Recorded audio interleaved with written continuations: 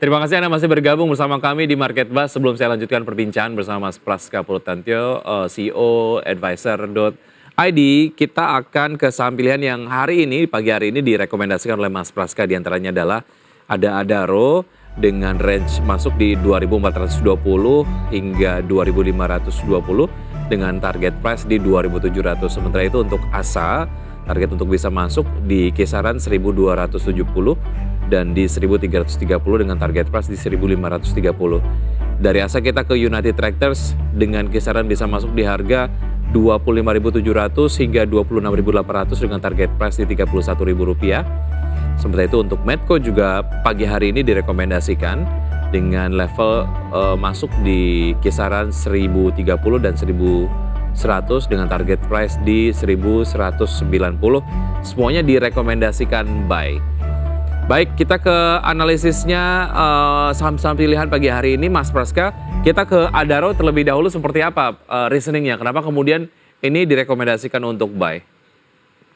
Ya baik, jadi kalau saya lihat di sini memang harga komoditas tampak mulai rebound ya, dalam kurang lebih kita bicara sebulan terakhir ya, bahkan saham-saham sektor energi di sini kalau secara rekap per tanggal 26 Juli ini sektor energi mengalami penguatan cukup kencang ya, month to date sekitar 13% secara sektoral, dan memang secara yang menopang di sini komoditas diantaranya dari batu bara, minyak mentah ini cenderung mengalami penguatan secara month to date ya, apalagi CPO juga mengalami penguatan. Meski batu bara di sini penguatannya relatif belum terlalu kuat banget, tapi masih paling tidak tuh bisa kembali naik di atas $140 per ton seperti itu, sehingga ini menurut saya menimbulkan katalis positif buat saham-saham di sektor batu bara yang sempat tertekan sebelumnya. Apalagi kalau kita bicara secara isu eksternal bahwa ada potensi permintaan batu bara di luar karena untuk kebutuhan pembangkit listrik ya, di China. Jadi ini menurut saya juga menjadi sentimen positif juga buat Adaro seperti itu. Oke, kalau kita lihat level terakhir ada di 2.500, berarti ini ada di kisaran harga yang Anda rekomendasikan untuk bisa masuk ke Adaro ya? Ya betul. Jadi Adaro menurut saya bisa best buy di kisaran 2420 sampai 2520 dengan target yang masih menarik menurut saya di level 2.700 yang dimana itu menjadi level support untuk di sekitar 3 bulan lalu seperti itu. Baik, 2.700 untuk target price Adaro akan tercapai dalam waktu berapa lama kira-kira, Mas Praska? Prediksi kami di sini untuk jangka pendek menengah ya, mungkin kisaran 3 sampai 6 bulan seperti itu. Oke, setelah kemudian cukup yakin dengan fundamental dari Adaro, ada yang berminat untuk bisa masuk dengan jangka investasi panjang, cukup menarik atau tidak?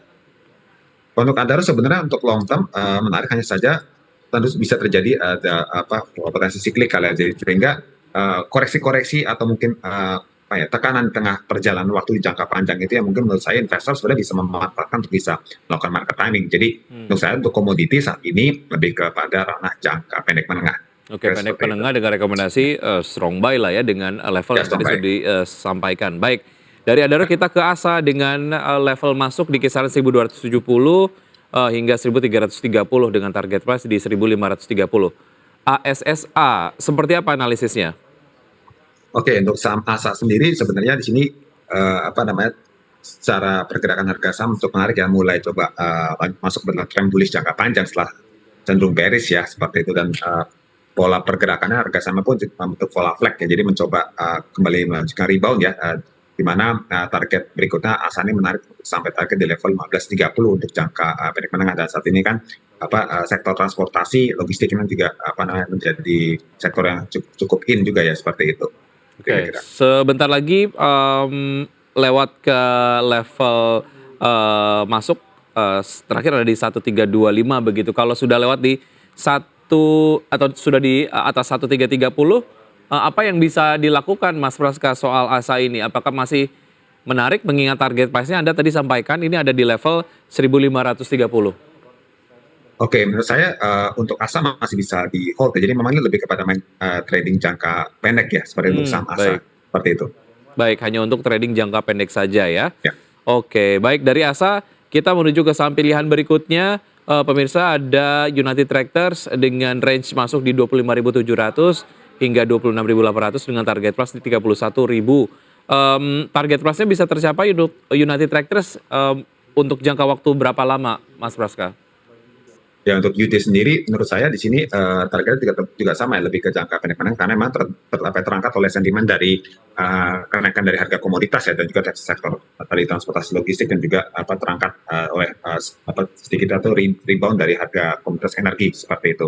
Nah ini yang menurut saya untuk saham United Tractor karena terdapat gap cukup besar terakhir itu di bulan Mei ya awal itu di posisi sekitar 30.900 jadi ada tetap potensi upside untuk target mencapai di level 31.000. Ini yang Oke. menurut saya target untuk jangka pendek menengah seperti itu. Baik, nampaknya United Tractors di pembukaan perdagangan sesi 1 hari ini mengalami tekanan jual, ada possibility untuk bisa masuk ke level lebih bawah dibandingkan dengan level support yang Anda tadi, sampaikan, Pak Ya, Mas Praska?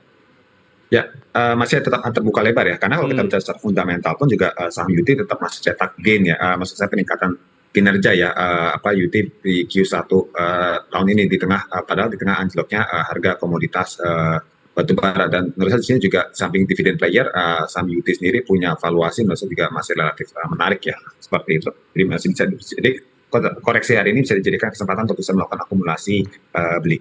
Oke, 31.000 di, jangka waktu berapa lama? Menurut saya itu ke jangka menengah ya, karena ini kita Menengah. bicara pada lihat dari kondisi ekonomi global yang mempengaruhi dari harga komoditas yang biasanya juga berpengaruh pada saham-saham berbasis alat berat seperti United Tractor. Baik, jangka panjang menarik atau tidak UT? Untuk jangka panjang menurut saya kita masih netral ya seperti itu, karena Baik. siklus komoditas kan sedikit sudah cenderung melandai. Baik, cenderung sama analisisnya dengan Adaro tadi seperti yang sudah disampaikan ya.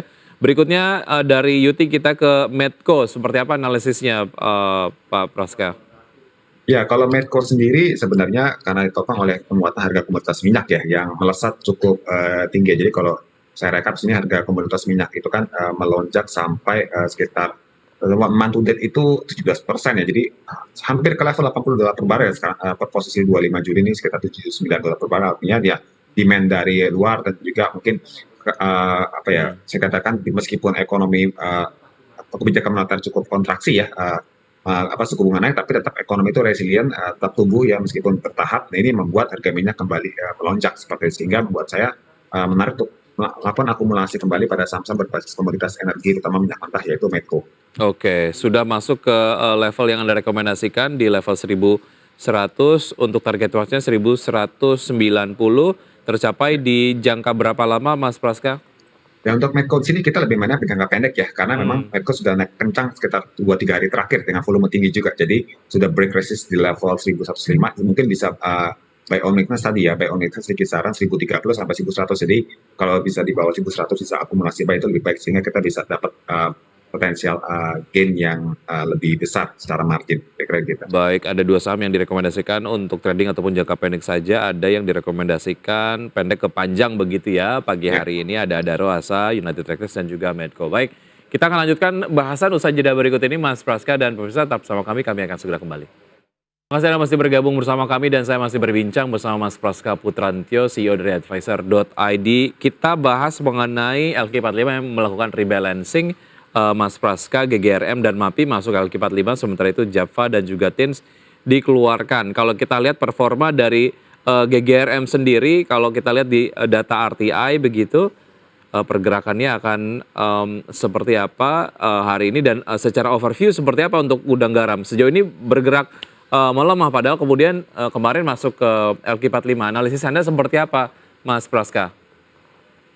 Ya, jadi untuk saham-saham yang ini ya, gudang garam dan MAPI yang mengalami inclusion ditarik kembali masuk kepada indeks 145, memang secara performa fundamental juga emiten gudang garam ini mulai membaik ya di Q1 2023 ini. Dan juga untuk MAPI ya kita lihat di sini tetap masih bisa tumbuh ya di per Maret 2023 yang diperkirakan juga mungkin masih bisa bertahan untuk sisi penjualannya ya. Bahkan di Juni pun juga sudah rilis laporan keuangan MAPI ini masih juga sudah mencetak laba yang positif year on year ya. Sementara kalau di per Maret kan masih labanya mengalami penurunan, tapi secara pendapatan dan laba operasional laba usahanya tetap masih bisa bertumbuh dengan angka yang cukup signifikan di atas 10% seperti itu. Nah ini yang menurut saya artinya masuknya MAPI dan gudang garam ke saham-saham indeks itu 45 dan juga disertai oleh di samping membaiki kinerja harga saham terutama untuk gudang garam, ya juga kinerja emiten juga menunjukkan perbaikan di 2023 ini seperti itu. Baik, signifikansi ataupun dampak psikologis dari masuknya kedua saham ini kepada indeks liquid 45 nampaknya cukup bervariasi begitu ya, karena MAPI Ya, saja pergerakan sejauh ini di perdagangan sesatu mengalami penguatan. Dari ya. gudang garam dan juga MAPI kita ke saham yang kemarin keluar dari LQ45, kita ke TINS terlebih dahulu. Kita lihat kondisinya seperti apa untuk TINS, nampaknya bergerak stagnan saja begitu. Analisis Ya. Anda, oke, menguat ternyata untuk TINS. Analisis Anda untuk TINS seperti apa? Ya, untuk TIN sendiri, kalau saya lihat sini memang relatif juga tertekan. Kalau secara ini ya analisis saya, keluarnya TIN ini juga memang secara tren pergerakan harga saham, saham-saham berbasis komoditas logam ya, ini saat ini mengalami bearish ya, termasuk saham TINS ya, Antam, tapi Antam agak sedikit masih bisa melandai, sementara kalau TINS ini mengalami penurunan yang cukup signifikan ya kalau saya lihat dari pergerakan sekitar 6 bulan terakhir posisi, setahun terakhir dari posisi Baik, puncak di Juni 2022 seperti itu. Jadi artinya koreksi tersebut juga sejalan dengan kinerja emiten saham TINS yang kalau kita lihat di sini pergerakannya, maksud saya untuk pertumbuhan laba dan pendapatannya ini mengalami penurunan ya dibanding hmm, periode sama tahun lalu. Artinya ya memang tekanan di komoditas logam ini mempengaruhi juga di fundamental. Begitu juga dengan Jafat juga ya. Ini Jafat baik. juga masih melanjutkan pelemahan secara kinerja keuangan dibanding periode sama tahun lalu seperti itu. Sejauh ini Java bergerak Ya. stagnan. Kita ke update dari pembukaan IHSG di pagi hari ini, pemirsa. IHSG dibuka menguat 0,11%. Beberapa menit yang lalu kita capture, kemudian Jakarta Stock Index melemah 0,09%, serta LQ45 menguat 0,14%. Saham-saham yang masuk dalam jajaran top gainers diantaranya LBBRI, Bank Mandiri, Akra, SMMT menguat 0,88%, 0,46%, 2,49%, dan 5%. Sementara itu untuk masuk jajaran top loser, saham-sahamnya diantaranya adalah ada Telkom, ada Maha, kemudian ada BBNI dan juga United Tractors dengan pelemahan masing-masing 0,77%, 3,74%, 0,28%, dan 0,66%.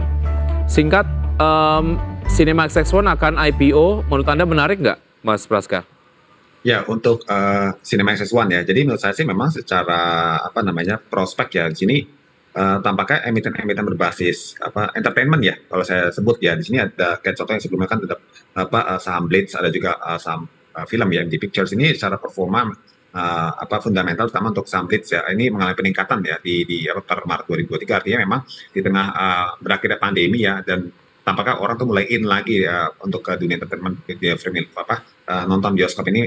Menurut saya secara prospek harusnya cukup menarik saham tersebut. Namun Baik. tetap tadi investor ya perlu memperhatikan bagaimana kinerja fundamentalnya secara historical, plus juga dibandingkan dengan mungkin yang sejenis, yaitu mungkin dengan saham Blitz ya, BLTZ atau Hmm. PT Geraha Laya Prima yang sudah eksis sebelumnya, seperti itu kira-kira. Baik, Mas Praska, terima kasih sudah bergabung bersama kami di Market Buzz. Semoga memang apa yang tadi sudah dibahas menjadi referensi untuk investor dalam melakukan strategi investasinya hari ini. Namun sekali lagi untuk strategi investasi dipulangkan kepada keputusan dari investor sendiri.